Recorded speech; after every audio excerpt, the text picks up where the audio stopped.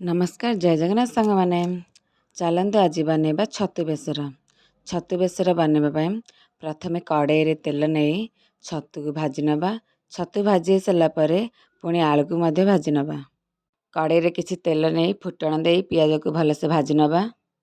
ଜିରା, ସୋରିଷ, ରସୁଣ, କଞ୍ଚାଲଙ୍କା, ପିଆଜର ଗୋଟେ ପେଷ୍ଟ ବନେଇ ଭଜା ହୋଇଥିବା ପିଆଜରେ ପକାଇ ନେବା। ପୁଣି ସେଥିରେ ହଳଦୀ ଗୁଣ୍ଡ, ଲଙ୍କା ଗୁଣ୍ଡ, ଜିରା ଗୁଣ୍ଡ, ଧନିଆ ଗୁଣ୍ଡ ଏବଂ କାଶ୍ମୀରୀ ଲଙ୍କାକୁ ପକାଇ ଭଲସେ ଗୋଳେଇ ନେବା। ମସଲା ଭଲସେ କଷେଇ ଆସିଲେ ସେଥିରେ କିଛି ଟମାଟୋ ପକାଇ ନେବା।